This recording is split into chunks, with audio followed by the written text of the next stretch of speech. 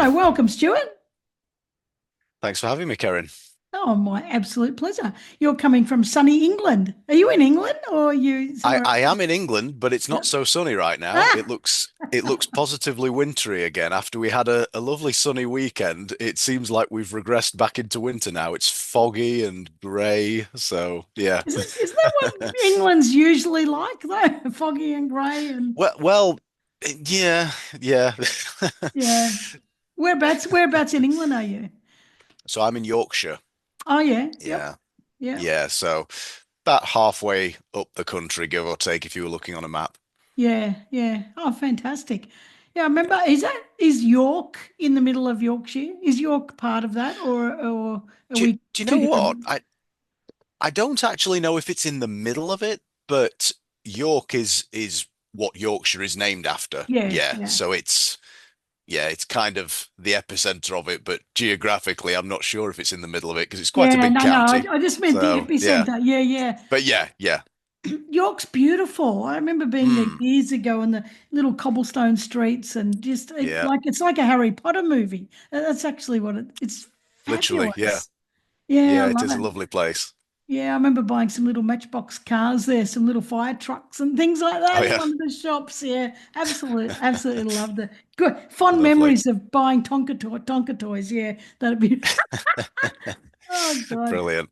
Well, Stuart, I'm really glad to speak to you. You are, I'm just going to read this, the mind Hmm. coach, and 30 years of elite competitive experience in martial arts. Wow, can't wait to talk about that. Four world championships under your belt.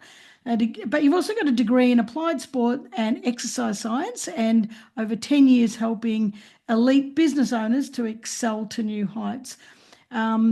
There's also, you're talking about a blast trauma resolution practitioner. I do want to talk about that to Hmm. see what that Yeah, is. sure.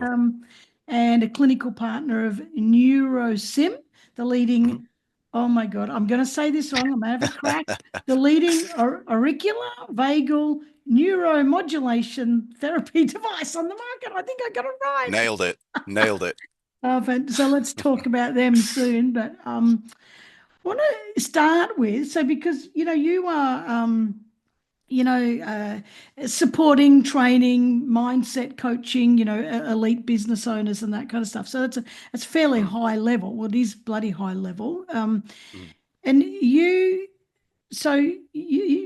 30 years of elite sport. So what is this? This is going to place you at what? 36, mid 30s, something like that.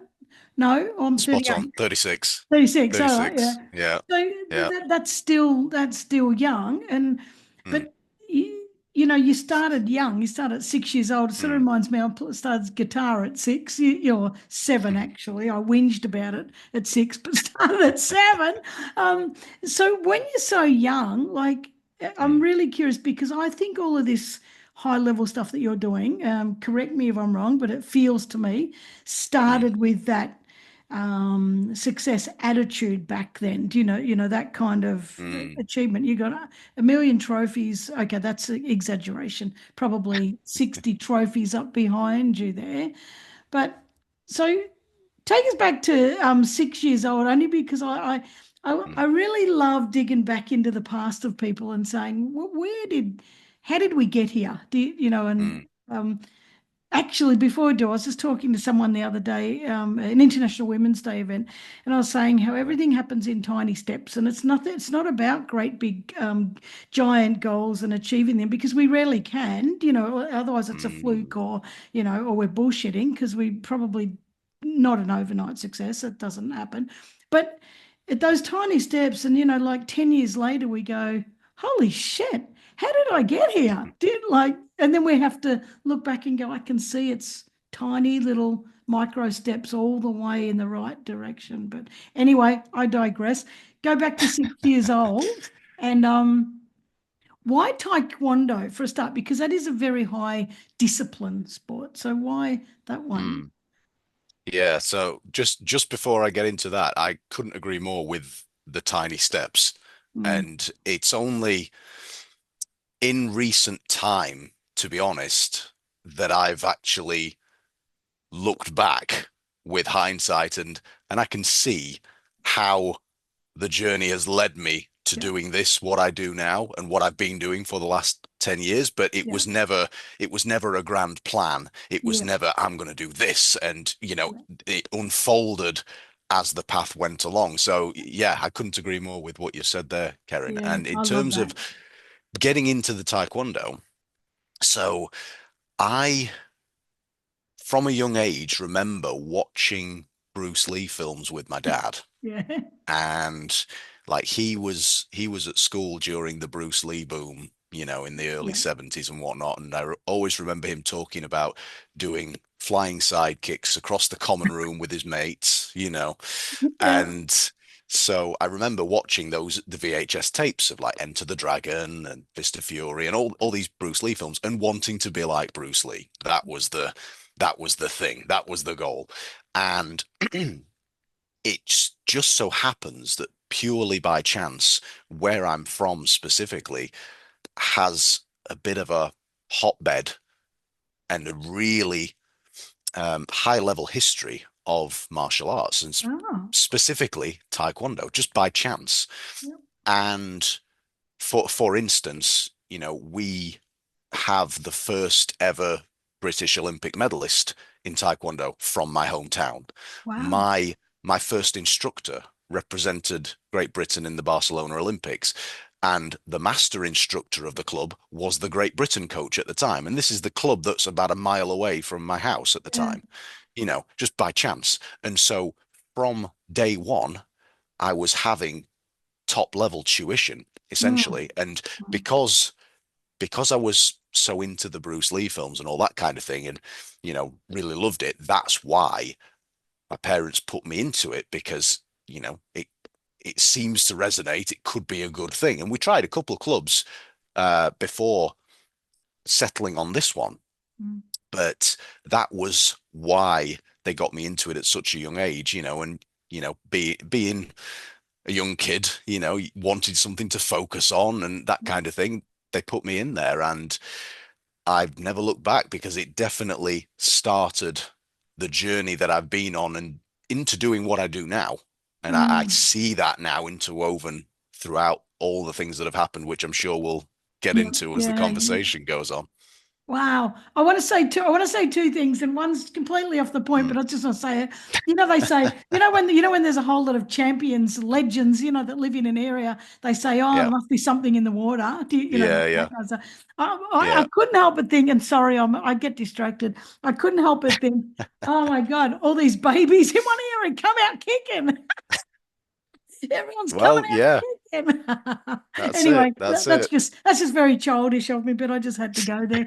And the other thing I just want to ask because I do want to go into all the championships now, but Sure. you're saying that your coach and the master there, were all Mm, part of the world championships. They were just mm, part of great stuff. As mm, you went on, and I do want to come back to when you were 8 and all that kind of stuff. As you mm. have been now 30 years later and you've won all these championships, do you still see them? Like, are they still alive or, do they, have anything to do with your mentoring now or pat you on the back So, or? not so much now because and again it's part of the story, but once I'd gotten my black belt, kind of skipping ahead a little bit, once I'd gotten my black belt, the group that I had essentially started with and gone up through the grades with, they all quit. And Mm. there's a saying in martial arts that black belt is just the beginning, Mm. but for them it was very much the end. So Yeah. they all quit. And so unfortunately I was the only black belt in a class full of beginners. And Mm. so I ended up going to a different club at that Yeah. point Yeah. and changing style and stuff like that. So I'm still connected Yeah. to my old instructors on Facebook and whatnot. And we'll have the odd message on posts and stuff Yeah. like that Yeah. now and Yeah. again, but there's no direct mentorship there. But I'm very grateful to them for everything they did. And Yeah. yeah, it's funnily enough, I bumped into one of them in the gym car park a couple of weeks ago. Just again purely by chance, and we had a little Yeah. chat, and it was nice to catch up. So yeah, not directly, but we're still Yeah. in each other's worlds in some ways. Yeah, that's fantastic. Well, Mm, going into the black belt. Now, if anyone's watching this mm, on video, my face is like a beetroot. Yeah, I'm fucking hell, I'm hot. I'm sweating in this little tank room. Anyway, but going on to be your black belt, you're talking about that.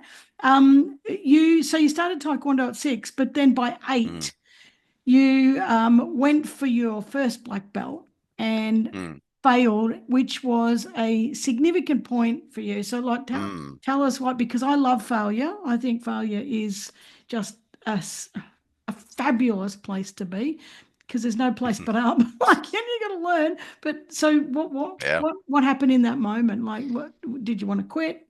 Where were you at? So to color it a bit, I had been told by my instructors prior to going to the grading that I was going to walk it. Mm, And so I honestly can't remember if I was a bit complacent or a little bit overconfident. I don't know. yeah. But I was expecting, I was going to pass. I was going to get my black belt, and it just so happens that the grading panel were particularly harsh that day, and 10 masters and grandmasters that had been flown in from Korea, um, coach of 50 or so students from my hometown from various different clubs. We all went down to Stevenage, which is not that far away from London. So it's probably a 2 or 3 hour bus ride from here. Mm, And the way the way that they did it, in my opinion, was quite harsh because at the end of the grading, which, went for a few hours, and there were at least 200, maybe 300 students from kids like myself going for first Dan black belt up to second, third, fourth Dan grades who were adults in the grading. So it was a real mixed bag when there were lots of students. And when the grading had finished, everybody was sat cross-legged in rows, kind of grade and age order. mm. And if you had passed the grading, you had your name read out. And if you had failed, they skipped you. And Oh, so when, I'm 8 years old, nearly 9 years old, and the kid next to me got their name read out. So I'm thinking, oh, I'm next, I'm next. And I wasn't. I got skipped to oh, the person on the other side of me. And in that moment, it was heartbreaking, but you had to stay kind of stoic, oh, cross-legged, keep your emotions in, all of that kind of thing. And so I was devastated, absolutely devastated. And as I say, it just so happens that the panel were particularly harsh that day. And of those 50 or so students that went down for the grading, only 3 passed from wow. our Yeah. hometown, you know. Mm, And and that was what my instructors consoled me with. It was like, look, we just didn't know that they were going to be that harsh today. It was unheard of. And once the devastation had processed, once that I'd gotten over that heartbreak, it really lit a fire under me to never want to feel that again. mm, And I'm very grateful to say that I never have. I've never yeah. failed a grading again since that. And so fast forwarding a few months from that, when I retested just before my 9th birthday, I was so determined to pass. I was absolutely on fire with that. I was not going to fail again. And fortunately, I did everything that was required of me to pass that time. Yeah. And I actually remember consoling another kid who had failed at that point afterwards, when the parents were coming in and all that, the grading was over. And I do remember speaking to another little kid. I can't remember what I said to him, but just offering some words of encouragement because I'd been there. Yeah. And yeah, that taught me a lesson very early on about when life knocks you down, Yeah. to develop that resilience and that Yeah. mental toughness to come back Yeah. and fight harder. So Have yeah, you ever that's thought the about, story of that. because well, I want to talk about the World Championships in a minute, but have you ever Mm. thought about, you know, what would have happened?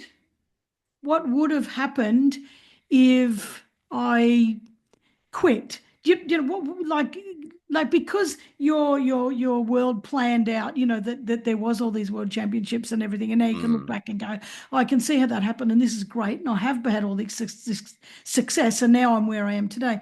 But do you ever ponder far out what would have happened? Like where would I be had I gone? I don't know. Screw it. I'm not. I'm out of here. I'm not going to do this again. Has that ever crossed your mind? To be honest, not really.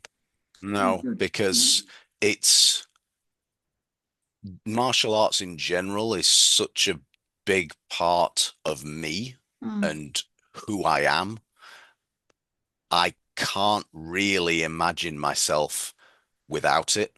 I can't imagine had I quit in that moment, what would I be doing? Like who mm, knows? And so it's never really been something that's occurred to me, in all honesty. mm, Maybe for a fleeting moment, but it's been so insignificant that I couldn't even tell you what the thought process was. So mm. yeah.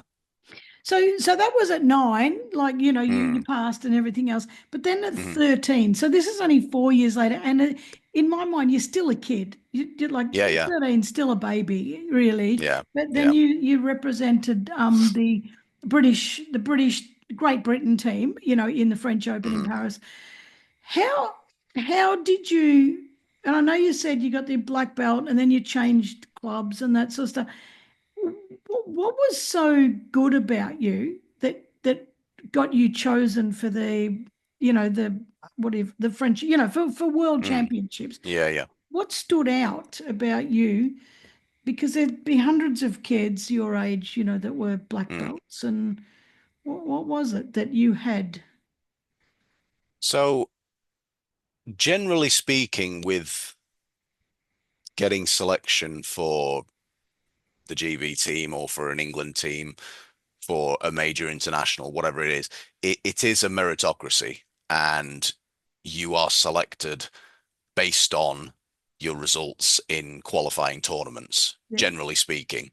yeah, It's, I'm sure there are instances where scouts go out to clubs and things like that, but mm, generally speaking, at least my experience of it is you go to the nationals and you compete, and if you get on the podium, if you get the gold, silver, or the bronze, you are then either shortlisted to go on the team or you're straight up selected, depending on how big of a team and how many slots they have available to take you. And it just so happens that at that time, the GB coach was in Sheffield, which isn't far away from where I was living. And so it was so we already had some familiarity as well. So he was very keen to select me and some of my friends who I was training with at the time because we we already knew each other, and so we all had success at the nationals and things like that. We were on the circuit regularly competing, and so they knew that we were the right people to be on the team mm, to to then go to the French Open. So yeah, it is mainly on merit. Yeah, mm. that's how they were Wow. selecting. Mm, And then you can and continued to represent mm, Great Britain or England until your mid 20s. So we're talking yeah, a good 12 years, that yeah, year after year after year. yeah.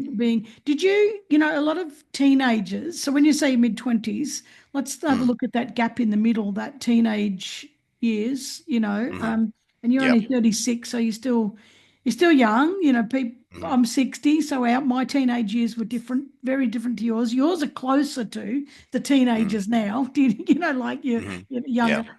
Did you, was it uncool? Was it like,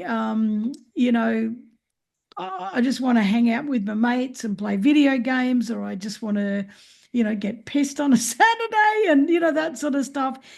Was there a time in your teenage years where you went, oh, screw this. This is dumb. I'm a nerd. I'm a jerk. Like that sort of stuff. It's not cool anymore to be doing that. I know exactly what you mean, but that was never a thing for me, in all Yeah. honesty. And I kind of always prided myself on being different. Yeah. And because I'd had success in championships at that by that sort of age when you start getting interested in going out and getting pissed and everything, Mm, um, I derived a lot of confidence mm, from that. It gave me a sense of purpose. It gave me yeah. a lot of self-worth as well, Mm, mm, And so it was never really a thought of, well, I don't need that anymore. It's boring. Let's go and do mm, this. That was never a thing for me. And some of my mates, I remember, would say to me, "Oh, you don't need to do that now. Let's go out, whatever." And it just never had that appeal to yeah. me to go and do that other stuff and be like everybody else. I never wanted to be like everybody else. Mm, I mm, did pride myself on being different and striving for something. mm. So yeah, it never really was a thing for me. Yeah, and that mindset, I was just really thinking as you're saying it, that mindset is that I want Mm, to be different. I want to stand out. I want to, mm, I don't want to be like the rest. I want to be mm, more, whatever. Not saying better than anyone else, but more focused. mm, Uh, Hyper focused would be the word. That's mm. probably what's got you exactly where you are today. Is that same Yeah. damn attitude that's so. You said you talk about when you're at 16. So there's and I've just sort Mm. of jumped ahead and said, were Mm. you a bogan at 16? But you weren't. And at 16, you said you developed a visualization, that kept Mm. you focused. What was that, and how did that change things? Yeah. So I honestly don't recall where I picked it up from, but around that sort of age, I did start to get interested in the personal development side of things a bit more. And I got a couple of books by Tony Robbins and things like that. So maybe it was something in the books that I picked up, but I don't honestly remember. And I would mainly do this visualization practice when I was at a tournament and I would do my physical warm up, I'd get ready, I'd move the body, get things warm, but then I'd also go away from the main arena somewhere a bit quieter and I'd usually sit down or kneel down and I'd close my eyes and I would just visualize what I wanted to do out there and how I wanted to perform, how I wanted to move, etc., etc. And it always just put me in the best possible headspace to go out and give my best Mm, performance. Now, the results didn't always go my way, mm, can't yeah, control the outcome, yeah. but the way that I was feeling mentally going in and physically and emotionally going in, I was ready for anything.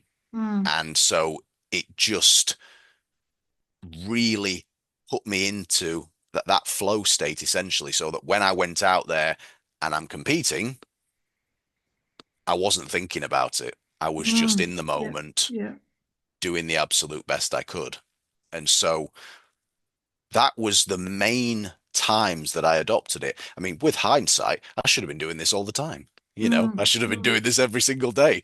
yeah. But because I was competing regularly, I was doing it fairly regularly, at the very least, like every other weekend, something like that.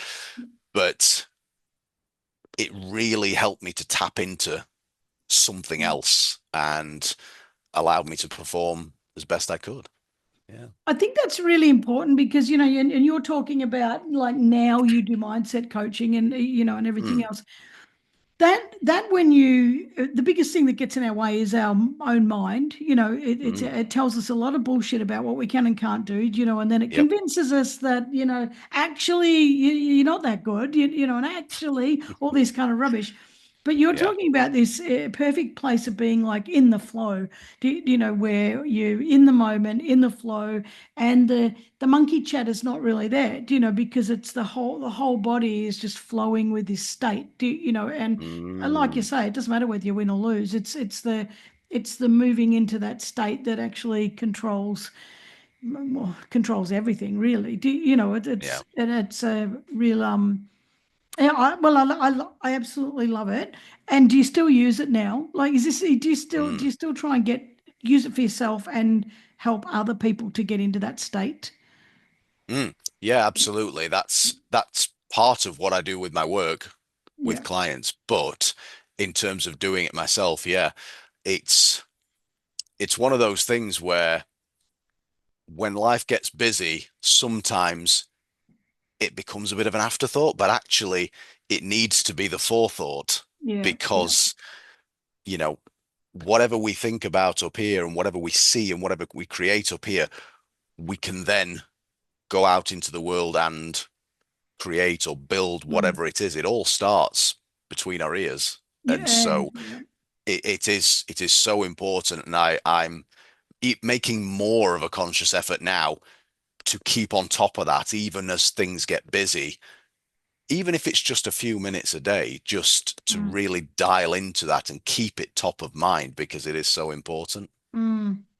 Well, it's the difference between letting the world do something to you and Mhm. you being the master of your own destiny. You know, and the master of your own 100%. destiny, some people think I can control everything, you know, and I can determine every outcome, but you can't. But the master of your own destiny is about the feelings and the choices you make and the mindset you have and the attitude you have towards stuff, you know, and how you so Mm. absolutely love it. Love it. I want to ask you because there's so much more, right? So, and then you get your Yeah. degree in applied sport and exercise science. I don't even know what that is. What's exercise science? Is that just how your biology reacts to exercise or something like that? Is that sort of stuff? So, so the course that I did was, and they made a real emphasis on the applied bit because there were a number of degree courses out there that were just sport and exercise science that were based around theory Yeah, yeah, and just the book learning stuff, whereas our course was about learning that stuff and then applying it in a lab setting yeah, and actually studying in real time what's going on with someone's biology and physiology, the biomechanics, how the body's moving, and then sports psychology as well. So mm, it was split up into those three areas. So we would have separate lectures for biology and physiology, and then the biomechanics side of things, and then the sports psychology side of things. So it's all the scientific areas that can apply to exercise and sport in mm, general to mm. do with the body and the mind. Yeah.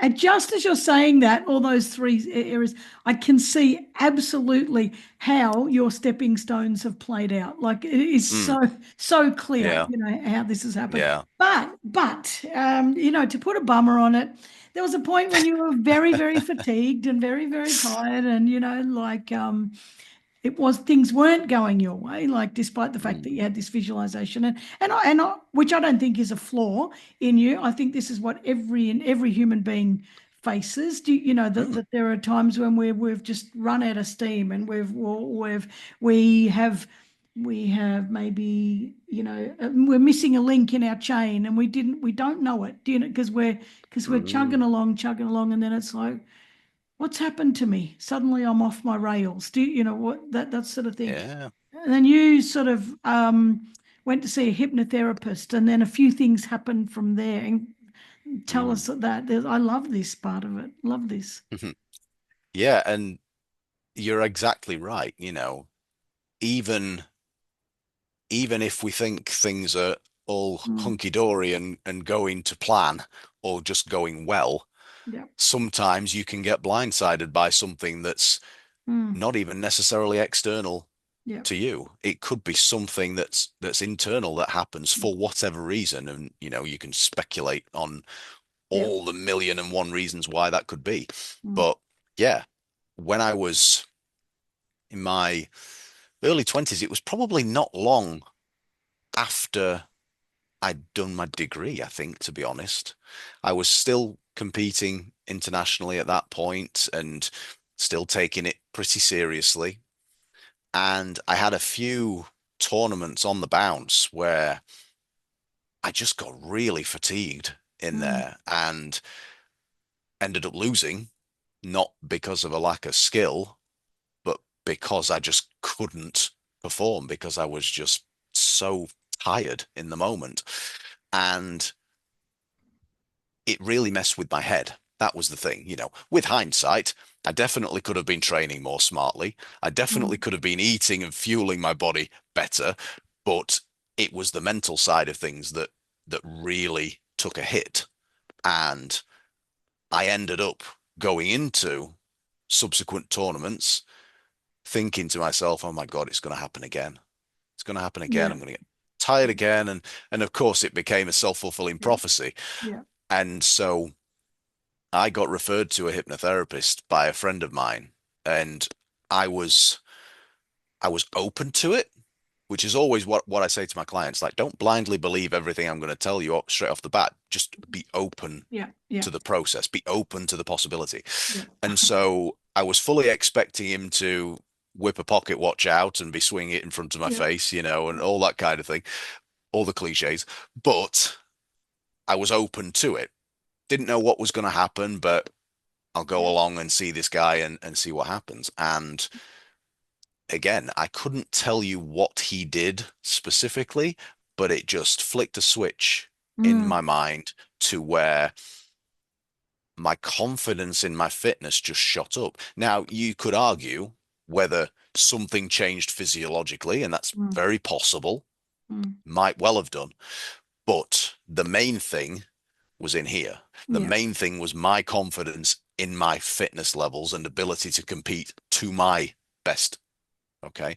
And that was that was it. Once I'd seen him a few sessions, whatever the course of sessions was, I forget how many exactly, went back into competition and things were great. I was Mm. just feeling so much better in myself and able to perform better and started getting better results again. Mm. And so that experience itself really opened my eyes to power of our minds, essentially, and Mm. what untapped potential we have in Yeah. here Yeah. to really go after big things and the things that Mm. we want to achieve. Yeah. Mm. I think we've got way, way, way more potential than we even Mm, not just that we're willing to accept, but we don't even know about. mm, Like that? I think we're yeah. incredible machines, and a lot of people are willing. I want to do that, but they still don't even know how to, including me. We Mm, still don't know how to access that it, mm, massive, massive potential and intelligence. Even though we're doing our yeah. best and we're very successful, we know some of us know that there's still more levels. And if only I could find Mm, them, if only I can access them. I'm interested in you saying that you were really, really tired. And you talked about body and mind. Are you saying that you were really, really fatigued in your body like that? mm, Yeah, because yeah. that's interesting. I like this because I've talked to a few people who have sort of poo-pooed my idea, and I'm not going to let them because I think, no, I'm right. I love being Mhm, right, but the body and the mind are so freaking tightly connected. So mm, if your body's yeah. tired, it fucks with your mind. It Hmm. it absolutely does. It Hmm. decay cancers into your mind.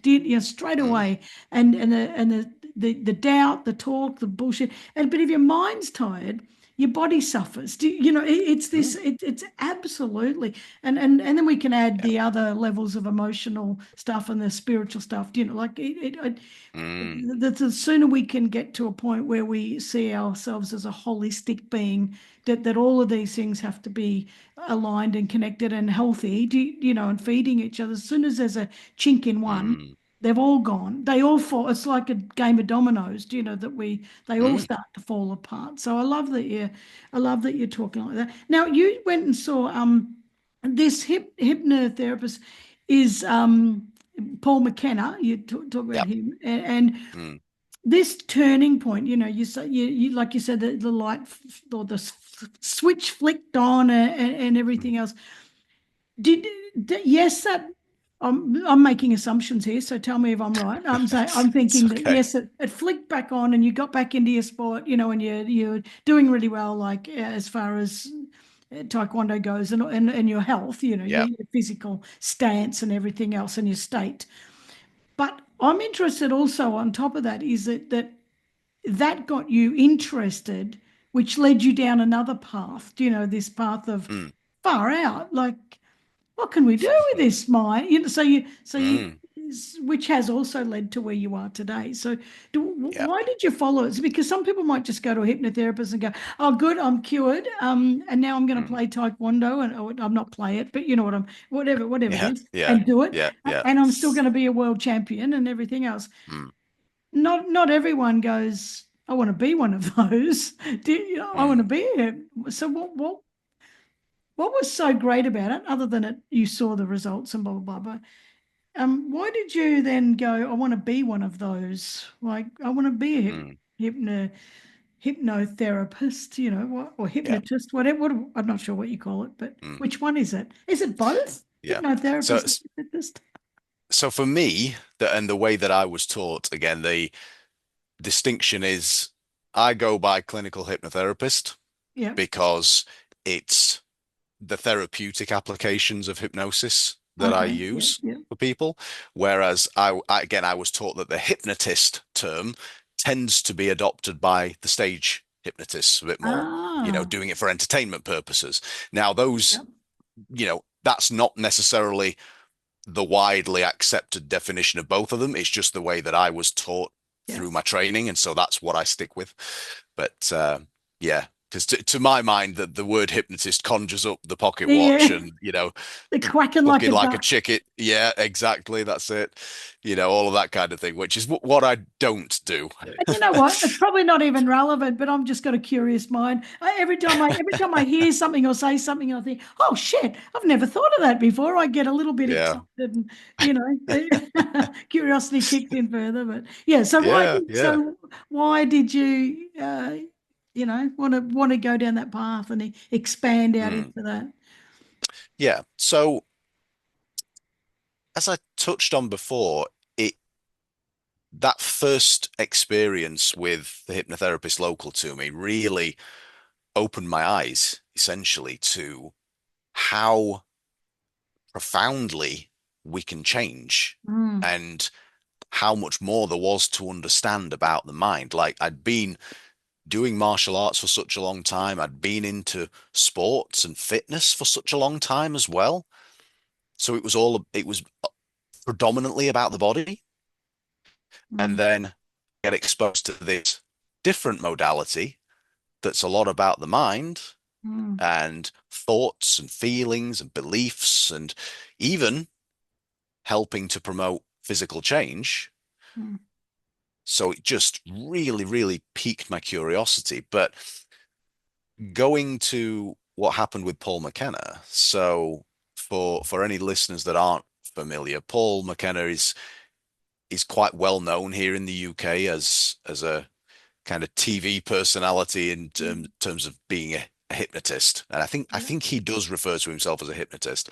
Um, Certainly in the early 2000s, he was on TV a hell of a lot. He done a lot of work in the US as well, been on TV over there. Like one of his best friends is Simon Cowell, Yeah. who I'm sure Yeah. We your know. listeners are Yeah. familiar with. Yeah. You know, Yeah. like Yeah.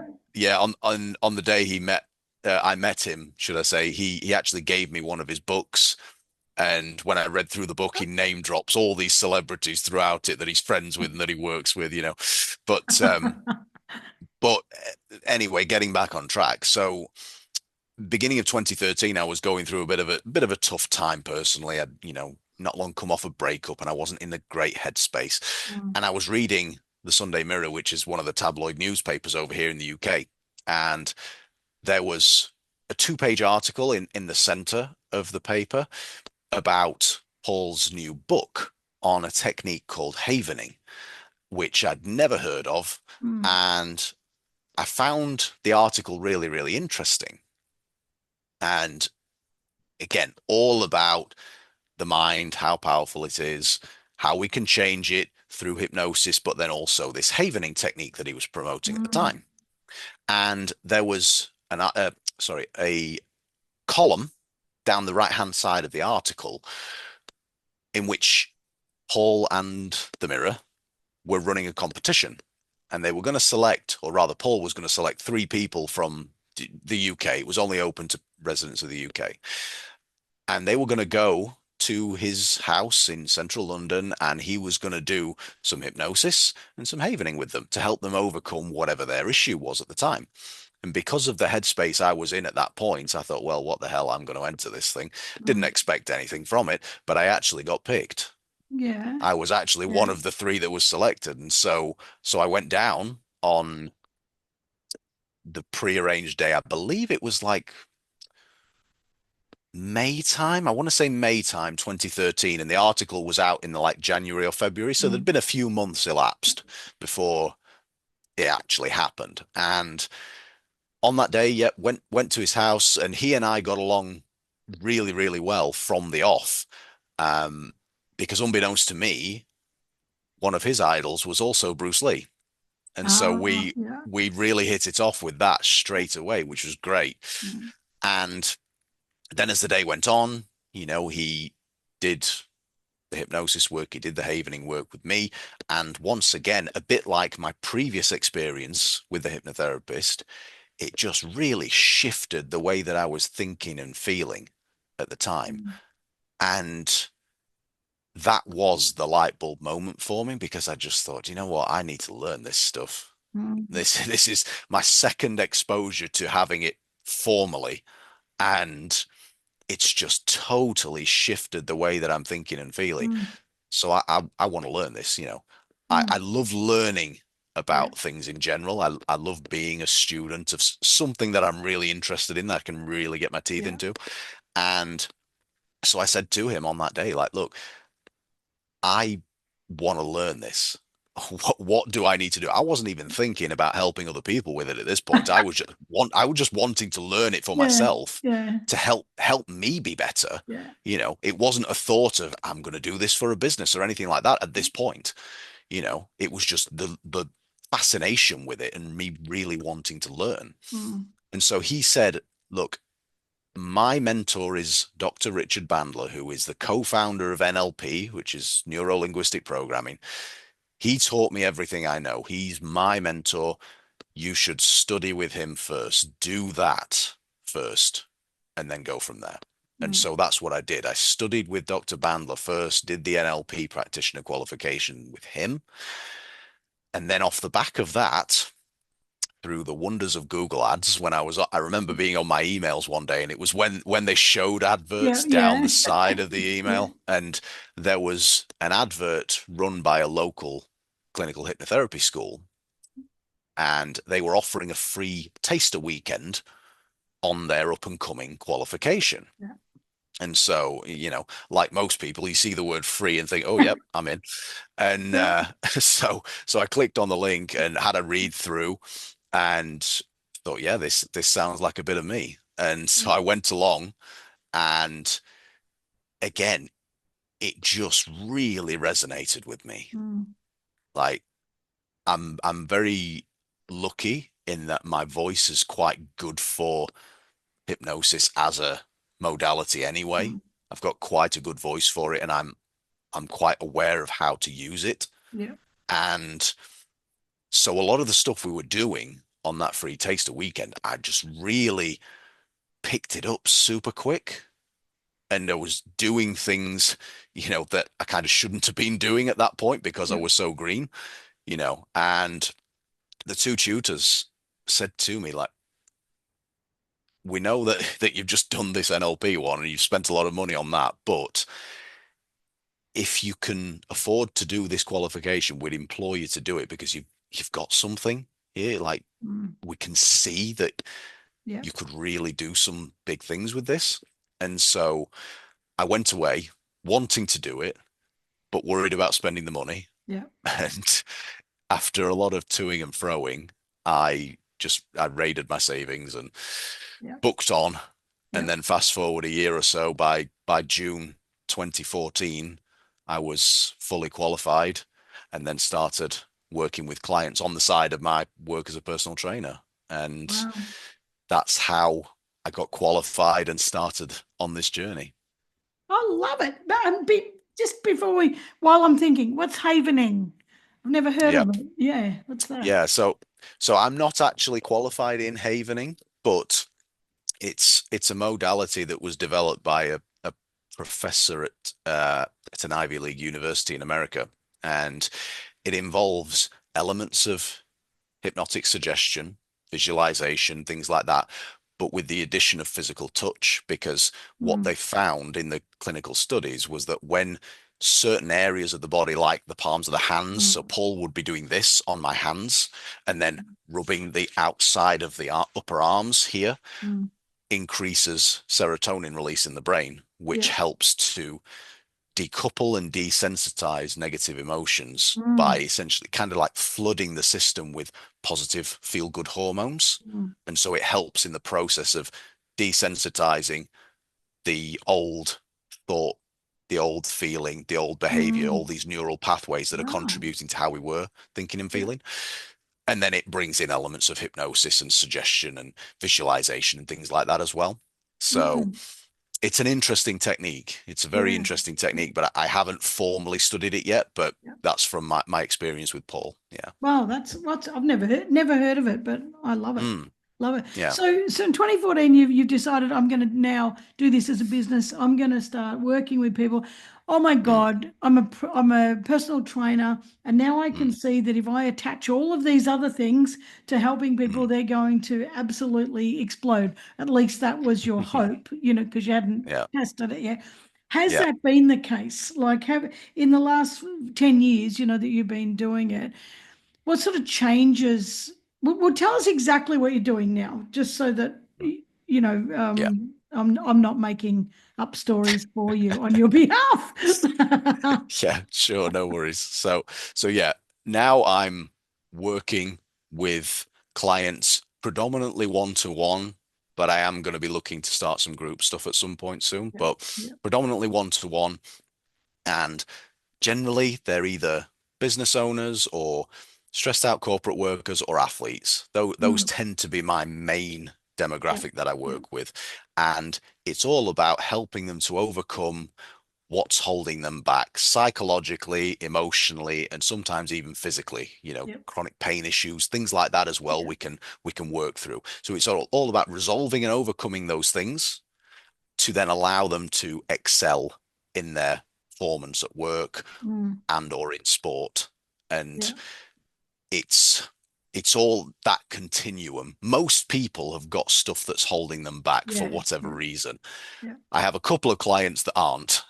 They're yeah, just operating pretty damn good and they just want to get that 0.1% yeah, improvement, yeah, yeah, One of my fighters in particular is one that I'm thinking about with that. And so that's what we do. We work through those things, and if it's something traumatic that happened earlier in life, we need to process that properly so that they can move forwards away from it. If it's some other issue that we need to work through, we do that mm. because the subconscious mind is Are running the powerful. show behind the Yeah, yeah, scenes. yeah, Yeah. And so if there's something that's limiting us in some way, shape, or form, it probably is residing in that subconscious part of the mind. And when we're in that hypnotic state, that's the part of the mind that I'm talking to mm, help them process it and then move forward accordingly. mm, So that's what I'm doing now. yeah. Yeah. Wow. Yeah. And these people, the clients that your demographic, they would be Yeah. people who are what's the word? They're driven, to achieve big things, but so they're not just going, oh yeah, I think I can. Yeah, probably one of these days I might go Mm, and see Stuart. They're actually people who are frustrated by something being in the way of achieving excellence, but mm, don't really understand what it is. So they're already got that mindset of mm. high achieving, Yeah. excellence in them. Yeah. Wow. So what what differences are you seeing? So like, what are you seeing them go from to? So Mm. maybe they're already achieving great stuff and then suddenly you unlock something. Oh, what are some big examples of things that you've gone far out? Wow. That's just Mhm. that's just exploded. Yeah. So sometimes the breakthroughs are in other areas. So, Mm, for example, I remember working with one business owner who was, she was killing it essentially. She was at the time mm, she was running like three businesses and she'd got a number of kids and she was super busy all the time and she was training a lot as well. She was fit as a fiddle. And for her, this one time, it was when I was actually just qualified as a hypnotherapist, and so I was still a personal trainer the majority of the time. mm, And she was coming to see me for a personal training session. And so on this particular morning, I was sat just outside the gym, waiting for her to arrive. And she came through the door and was limping like she'd been shot. I mean, wow. Wow. struggling to walk. And so, of course, I said to her, like, look, what the hell have you done? Like, and what are we going to do, more Yeah. importantly, Yeah. because you can Yeah. barely walk. How are we going to do any training? Mm, And she said, look, I've been awake all night. I've had shooting pains up and down my legs. I think I've got a trapped nerve in my back, but I want to try and do something. So I said, okay, well, let's be careful, but let's see what we can do. And so we went into the gym and she got onto the cross trainer or the elliptical and she couldn't even get it moving with no resistance. She was in so much pain. Now, because she had been a kind of guinea pig for me when I was doing my clinical hypnotherapy qualification, I knew that she trusted me and I knew that she was open to the process and she had, if not a rudimentary or basic understanding of what it mm, was, that she would go with the process and she would be open to it. And so we went to the treatment room in the gym. Fortunately, it was free at that time. And I set up the massage bed because there was only a chair and a massage bed in there. mm. And I set it up so the back was on an angle. So she wasn't having to lie flat because of whatever was going on with the Yeah. back. I didn't want her laying flat. And ordinarily, I do a consultation with my clients first. I spend a good 90 minutes or so Mm, going through with them what the issue is, what could have caused it, what do they want to achieve, etc., etc., etc., so that I understand it as fully as possible. And it also lays the foundations for the change in them. mm, There was none of that this time. mm, I had to do something off the bat to try and just ease her pain. And that was my thought going in. If I can just calm her system down a bit so that she's able to walk a little bit easier and she's in a little bit less pain before she goes to see the physio mm, or the doctor, whoever it was, then I do my job. And so I completely improvised a half-hour hypnosis session with her. And once I'd gone through the techniques that I thought could help her, I brought her through what we call the re-alert process. Because you mm. don't go to sleep in hypnosis. It's an altered state of consciousness that Yeah. sometimes feels Yeah. like sleep. We slow the brain waves down, but Mm, you're not in sleep. yeah. So went through that process. And once she'd woken up, for lack of a better phrase, she essentially jumped off the massage bed Jesus. and she picked all of her stuff up off the floor, like her hoodie and her keys and all that. And then she stood upright, and then she realized what she'd done. And she started twisting her body like this and lifting her legs up. And she's going, I can't feel a thing.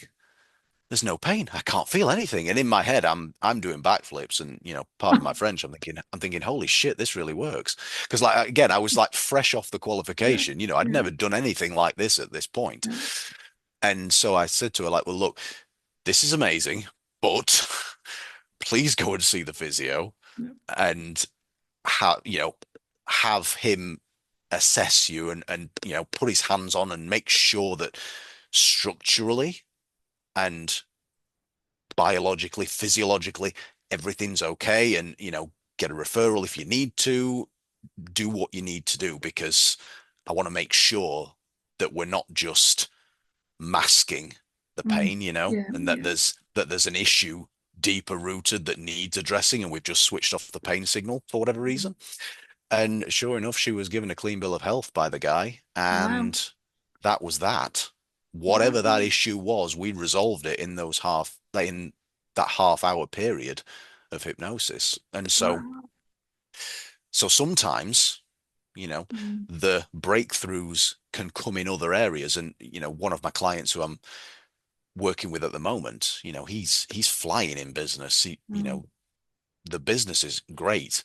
It's stuff in his personal life that's the Mm. issue. And sometimes it's redressing the balance a little bit and helping them Mm. to process the negative stuff that's driven them to such heights in business, but then it's detracting from other areas of the life Yeah. as well. Yeah. So sometimes it's rebalancing things in that way. It's not necessarily about having the performance Mm. or excelling even more in business if they're already doing that. It's just making them happier and Yeah. making them more Yeah. balanced as individuals across other areas of their life. Yeah. Yeah. So, yeah. Well, I love hypnosis. I think it's you're right, because what we, as particularly us older folk, we've watched too much of it on TV. It's like, think about all the hypnotist bloody bunny stuff. But Yeah. I've done it, and it was, I've only done it once, and it was Mm, about a money. Well, I didn't know what was about a money block. I didn't even know, and it mm, was I went because of a money blockage, but that wasn't the problem. Oh, it's a long story, but anyway, it doesn't matter. mm, And it ended up being something to do with epigenetics and something, a belief my mother was carrying when she gave mm, birth to me, and I was mm, carrying it in my energy, and I didn't even know I had mm, it. And it took one session over Zoom, and that was gone. And I don't, she didn't, in my mind, we didn't even do anything mm. that said, "Oh, be gone, be gone, be gone," or any bloody, hocus pocus like that. Do you know what I mean? It Yeah. was just, and it just like, I was like, oh, and I probably didn't notice it for a few days, but I thought, Mm, I, I look back and noticed myself charging what I should, having no issues with saying what I'm worth. But so it mm. wasn't kind of like, oh, good, now I've had that session, I'm going to charge what I'm worth. It wasn't that. I just Yeah. found myself doing it. So I love this. I love this stuff. Do you reckon some people are born with uh, high level mindset? Now, well, that sounds bad, doesn't it?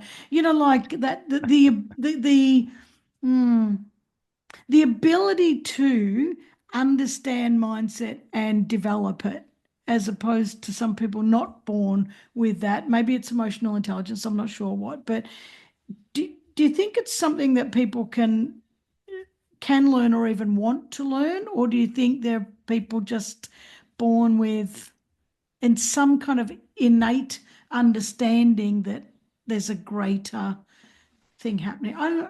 Does that Mm. make sense what I'm trying to ask? I'm Yeah. in a roundabout way, but I think, yeah, Yeah, I understand what you're saying, I think. And it's essentially that trait versus state yeah, argument. And yeah, I have always thought it's a bit of both.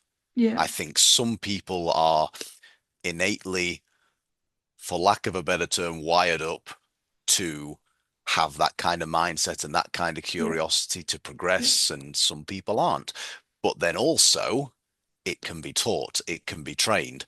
And mm, so it often depends upon the environment in which you are brought up, the Mm. caregivers around you, your teachers, your peers as Yeah. well. Yeah. And especially those early years, those formative years from when we're born until we're like 9 or so years Mm. old, depending on who you ask, we're operating predominantly subconsciously because our critical faculties haven't developed yet. Yeah. And so we're just like a sponge at that point, absorbing every bit of Mm. information to learn about the world and how it works and our Mm. place in it. And so if you've got an environment around you that's conducive to having that curiosity and developing that kind of Mm. mindset, whether you're born with it or not, you're gonna pick it up. Mm. And the opposite is also true. Yeah. But that doesn't mean to say that you never can, because once you Mm. have the awareness and you've got the motivation to learn something, even if you've not had the background in it, there's nothing to stop you Yeah. going Yeah. forward and doing it. I fully believe that as long as the will Yeah. is there and you're able to seek out, yeah, because again, you have to be physically and mentally able to seek these things out. Yeah. So I always think it's a bit of both in that Mm. context. Yeah. Yeah. I hope Well, that so answers the do question that you're no, so getting do at. I. No, so do I. I Yeah. don't know. And I always think, you're saying Mm, trait and state, and I say nature and mm. nurture, and the same bloody thing. Same thing. Yep. And but you did say an interesting word in there that you said they have to have the will. And then Mm, that could lead to the next question, but do some people have more will than us? mm, I find this my curiosity around this never stops. I'm mm. always trying to figure out why some people are driven, why some are not, why some are driven in Yeah. some areas, some are not. And and I'll Mm. never get the answer. Like, all I'm doing is expanding my database. Does that make, of Yep. knowledge and information? We'll never know it for sure because it's such a Mm. big freaking conversation. I'm Yeah. loving this, but we'll wrap up in a minute. But I do have a thought. You might not have an answer, and I don't have an Mhm. answer. You're going, oh, holy shit, what's she going to ask now? But the world right now, and you're in England, I'm in Australia. Neither of us are in bloody, well, I just want to say fucktard USA. Like none of us are. I shouldn't say that word, but it's kind of far out. What the fuck is going on over there? But we can say it's none of our business. That's their problem. We're in other countries, but it is our problem. And the world, Mm. in my opinion, um, you feel free to give me yours. We're all energetically connected, and we're all on the same. It doesn't matter where you're geographically located. We're all on the same energy train. And Mm. we're all being carried by each other, and we're all bloody getting entangled in a knot. With whatever's going on Mm. anywhere in the world. Do you think? And because of social media, our ability to think and problem solve is weakened, as humans, I think it has, there's less Mm. interest in actually trying to understand stuff. It's I'll just look it up and I'll just bloody flick. And actually Mm. that's too hard to look at. I don't care, so I'll just scroll. Did you Mm. I found out the other day that we scroll the height of Mount Everest every 20 days, the average person. I found that out the other. Wow. I know that's freaking mind blowing. Talk about a personal trainer. There you go. That can give you some juice for thought. But do Wow. you reckon, you know, do you reckon there's such a thing, or do you reckon it's possible that there can be a tipping point for collective positive mindset?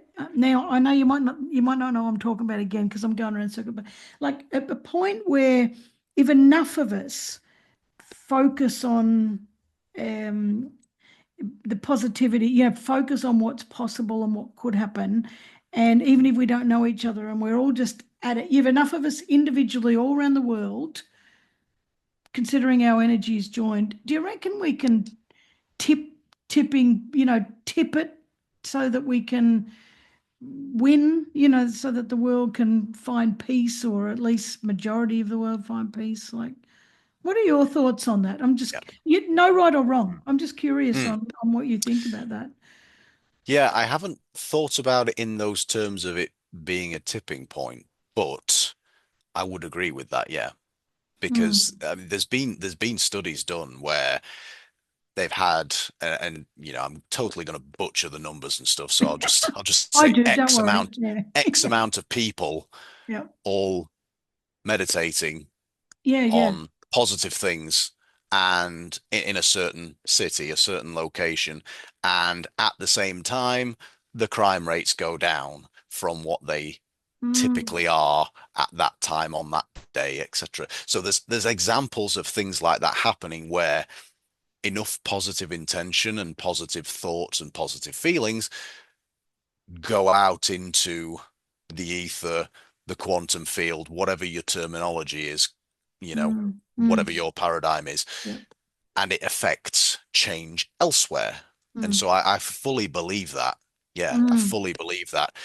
And it's just a case of getting enough people conscious of it and then having a collective intention Mm, to really cause that positive shift. mm. And we're not, in my opinion, not anywhere near that yet. Yeah. Yeah. But I do believe that it's possible, Mm, and it certainly needs to happen mm. Yeah. sooner rather than later to shift. And that's one of the things that I'm thinking about now with my work, in all honesty. Mm, Excuse me, is working with working with the people that are making the changes, working with the, world leaders, the mm, policyholders, the big time business people who can affect change and mm. trickle down Yeah. Yeah. to everyone else beneath, to Mm, really cause that positive change for the better. Because I yeah. do fully believe that there needs to be a raise in consciousness around the Mm. world with everybody, you Yeah, I know. agree. And Yeah. so we all collaborate and get on the same page with things. And I'm convinced that we could sort out so many of the world's problems if we all just got on the same page and raised our consciousness up. And so that's Mm, that's part of my new mission going forward, mm. essentially, to help Fantastic. facilitate that. Yeah. Fantastic. Well, I hope hope you achieve it because we Thank you. desperately, desperately, desperately need it. And I'm just thinking Mm, also when you're saying that there are now starting to be big demonstrations and big gatherings. Do you know, like people have now have come out of their lounge rooms and s- stop whinging at the TV. And they've all sort of started to come out together and do mm, big things together.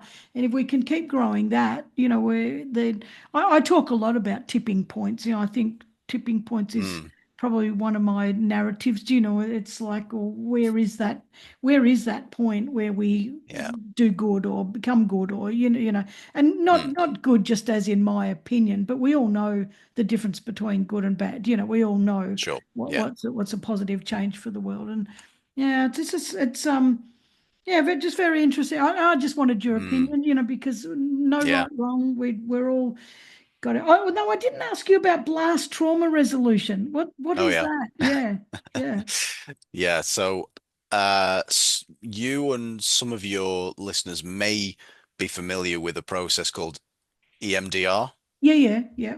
Yeah, Oh, so eye movement desensitization yeah, and reprocessing. So yeah. the blast technique is kind of a development of EMDR. So I've trained in EMDR and then I'm trained in blast as well. And what blast does is it incorporates the eye movements for the EMDR with hypnotic suggestion. Ah, yeah. And it's a really powerful technique. It really Mm, helps to shift traumas in people very, very quickly and allow them to wow. process and move forwards with it. And yeah, I mean, I could give you a number of examples of that off the top of my head, just really horrendous things that people have been through that when we've gone through this procedure and sometimes before the hour's up, they're laughing about it and their Mm, whole energy has shifted.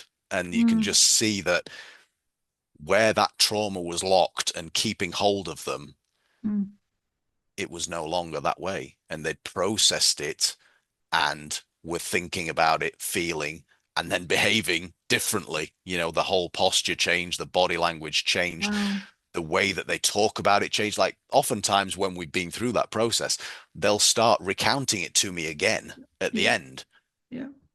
but with a completely different energy. And they're oftentimes laughing about it, like, yeah, I can see now I came through that, and da, da, da, So Wow. it's a really powerful technique, Yeah. especially if someone's been through some kind of traumatic experience. Mm. And it can actually help a little bit with OCD as well. I've been doing it with a client of mine that had quite severe OCD, because there is some thought in the psychological community that OCD in and of itself is a series of micro traumas that are just Mm. layered on top of each other, Yeah. Yeah. and when you go through the rituals and you do the behaviors to try and appease Mm. the OCD itself, they're actually kind of re-traumatizing you each time. And so there's Mm. there's a school of thought on that, and some studies been done on that, and it actually has really helped with that particular client as well. So yeah, it's an Wow. amazing technique. It's really good, Yeah. really Wow. powerful. I just had another thought, like we should have hung up at 10 minutes ago, but I can't I That's all can't right. stop having thoughts. It's interesting. So there's two questions here. One, do you Mm, do this online for people? Like, mhm. can you do this online? Yes, Okay, is good. the answer. Yeah, no, that's good because then that feeds into my next question Mm, is it, do you do because online is kind of like distance healing. I know you have to have a willing participant, and all that sort of stuff. Now, mm, I go to Cambodia and to run women's retreats there and that kind of stuff. And brilliant. last year I bought about I deeply, deeply wanted to understand the Khmer Rouge stuff, and Hmm. understand how Cambodians can be so bloody warm and friendly after all they've been through. And it was fucking with my mind. Why are we such Mm, assholes? How can they be so nice after what they've been through and blah, blah. And I've yeah.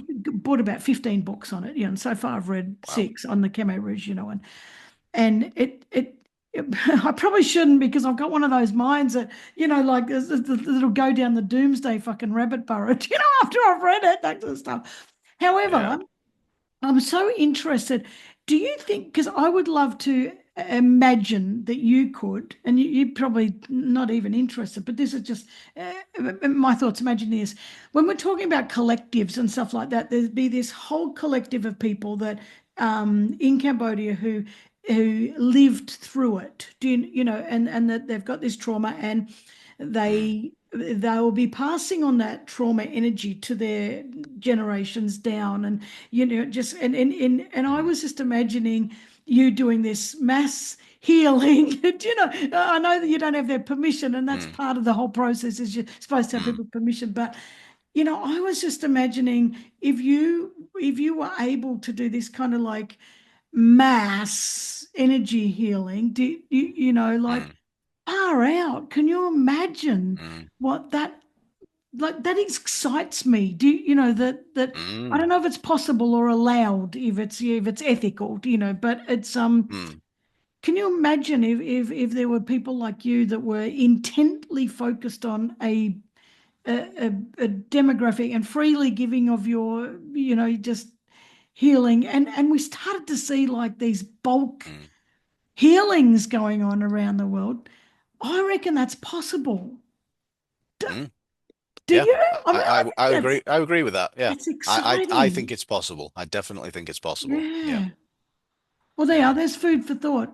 You've got more Mm, skills in it than me, but absolutely. what? That'd be fantastic. Imagine a bunch of you, the like 30 of you around the world agree. Let's get together and hold hands, energetically and just go, and bloody Yeah, knock some shit out of this world. How yeah. cool would that be?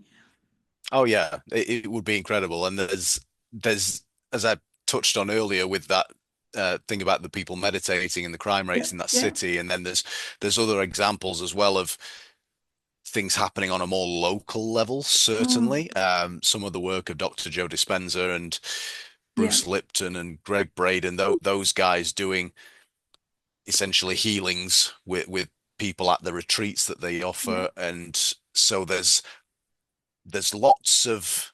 instances Yeah. of these sorts of things happening. Yeah. And so the only thing that, and I might be wrong on this, I don't know the answer, but the only thing that I'm thinking is, to use your terminology, what's the tipping point for how many people we Mm. need to be focused on this in order for it to Shift. happen? Yeah. You Yeah. know, yeah, Yeah. for that Yeah. shift to actually occur. Mm. I don't know the answer to that, and Mm. it might not be as big as one might think. It Yeah. might Yeah. only need a few really Mm. hyper focused Yeah. people to affect that shift. It might need a bigger number. I really don't know, but it's something that would definitely be worth trying, isn't it? Because, It would be worth an you know, experiment. And if you do it, yeah. I want to hear about it. I just thinking there's in like herds of antelope, and I might have the wrong animal, and I often do that. I Okay. often give wrong examples, but and there's like the buffalo or the antelope around a Mm, watering hole, and all of a sudden there can be 1,000 of them, and there's a tipping point of like 5% or something, or actually I might be wrong. It's I think it's the tipping point of a certain number that mm, activate the 49% or something like that, and then once they go, the whole mm. crowd goes. Do you know? So there's Yeah. like in nature there are actually true formulas of if Mm, this many go, this causes this many to go, which causes a whole herd to go. And I cannot yeah. remember it. I cannot remember it exactly, but there's actually it's evidence of that, and Yeah. if Yeah. you Absolutely. do it, I want to know about it. I want to hear about it. Anyway, I better wrap it up. Stuart, I have loved this conversation. It's been Me too, fabulous. Karen. Yeah, it's been great. Yeah. Stuart, where can people find you? Come and Sure. check you Sure. out. So my website is themindcoach.co.uk, all one word, no hyphens or underscores. And on social media, you can find me on Instagram as at the Mind Coach UK, Yep. Facebook, Stuart Wade, and Yep. and I do have a business page that's the Mind Coach as well, but I tend to interact mainly through my personal page. Yep. And LinkedIn, same Stuart Wade, Yep. clinical hypnotherapist, the Mind Coach. Those are the main platforms I use. Yep. So yeah. And if All right. anybody wants to reach out to me directly as well, my email address is stuart@themindcoach.co.uk. Oh, fantastic. Easy, easy. So the Easy. mindcoach.co.uk. Anyway, I'm going to put all of those links in the show notes anyway. But Stuart, I have absolutely loved this. Thank you so much. And thank you for entertaining my madness. But if you're not mad, you don't get anything done, I reckon. So That's it. That's it. No, thank you for having me, Karen. It's been great. yeah, it's been fantastic. All right, I'll catch you soon. Thanks heaps, All Stuart. right. Take care. All the best. Ta-da. Bye-bye. See ya. Bye.